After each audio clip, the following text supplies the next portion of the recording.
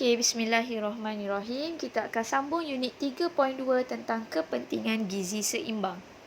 Gizi seimbang bermaksud pemakanan yang mengandungi semua kelas makanan yang diperlukan oleh tubuh dalam kuantiti yang betul. Terdapat 3 kepentingan gizi seimbang. Yang pertama, untuk membekalkan tenaga untuk aktiviti harian. Yang kedua, membekalkan nutrien yang penting untuk pertumbuhan. Dan yang ketiga, untuk memelihara kesihatan badan. Okey, seterusnya tentang piramid makanan. Piramid makanan merupakan satu segitiga yang dibahagikan kepada 4 bahagian dan di setiap bahagian mengandungi kumpulan makanan yang tertentu. Okey, aras yang paling bawah bagi piramid makanan adalah aras yang mengandungi kumpulan makanan yang perlu dimakan dalam kuantiti yang paling banyak. Sebagai contoh, sayur-sayuran dan buah-buahan, lemak dan minyak yang sihat, contohnya minyak sayuran, bijirin, gandum, beras perang dan oat.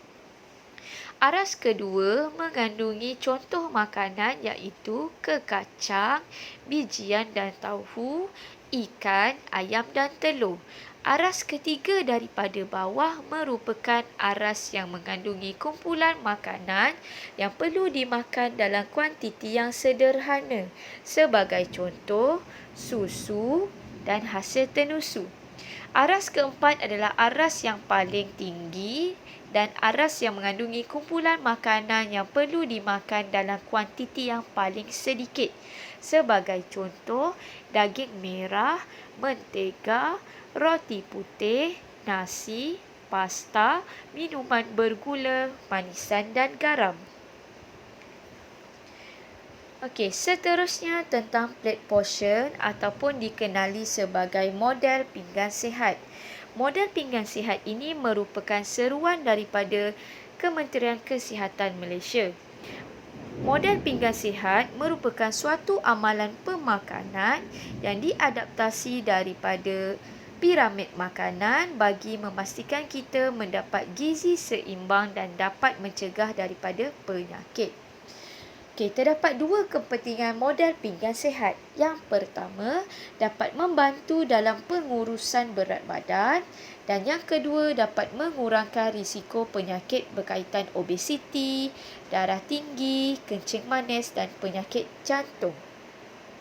Okey, untuk plate portion, pinggan anda perlulah dibahagikan kepada 4 bahagian.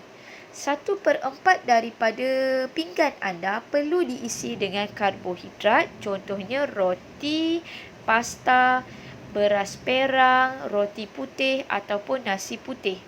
1/4 lagi daripada bahagian pinggan anda perlu diisi dengan ikan atau ayam, kekacang, bijian, kurangkan daging merah dan keju serta elakkan daripada meletakkan daging yang diproses.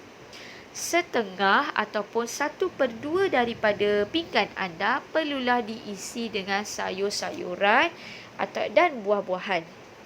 Plate portion juga perlulah dilengkapkan dengan minuman dan minyak yang sihat.